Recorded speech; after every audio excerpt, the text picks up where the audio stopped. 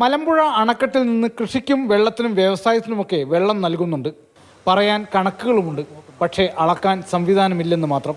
അണക്കെട്ടിൻ്റെ ഉടമസ്ഥാവകാശമുള്ള irrigation വകുപ്പാണ് ജലം അളന്നു നൽകേണ്ടത്.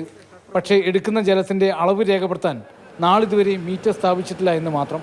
വിഷയം ചൂണ്ടിക്കാട്ടി 2017 ഇറിഗേഷൻ എക്സിക്യൂട്ടീവ് എഞ്ചിനീയർ ജില്ലാ കളക്ടർക്ക് കത്ത് നൽകിയെങ്കിലും നടപടിയായില്ല. കാരണം വാട്ടർ അതോറിറ്റിക്ക് ലഭിക്കുന്നു എന്ന് പറയുന്ന 96 MLD ജലം എങ്ങനെ അളന്നെടുക്കുന്നു എന്നത് വ്യക്തമല്ല.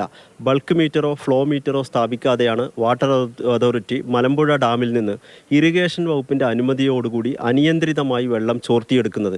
മലമ്പുഴ ഡാമിന്റെ സംഭരണശേഷി പറയുന്നതിലും തട്ടിപ്പുണ്ട്. 226 ദശലക്ഷം ഘനമീറ്ററാണ് ഡാമിന്റെ സംഭരണശേഷിയെങ്കിലും 27.46% കുറവുണ്ടായെന്നാണ് 2019 എഞ്ചിനീയറിംഗ് റിസർച്ച് ഇൻസ്റ്റിറ്റ്യൂട്ടിൻ്റെ പഠന റിപ്പോർട്ട് പറയുന്നത്. 48.36 mm³ എക്കലും ചളിയുമാണ് മലമ്പുഴ ഡാമിൽ അടിഞ്ഞിരിക്കുന്നത്. PGKERA പഠന റിപ്പോർട്ട് അനുസരിച്ച് 48% സിൽട്ടാണ് അടിഞ്ഞിരിക്കുന്നത്.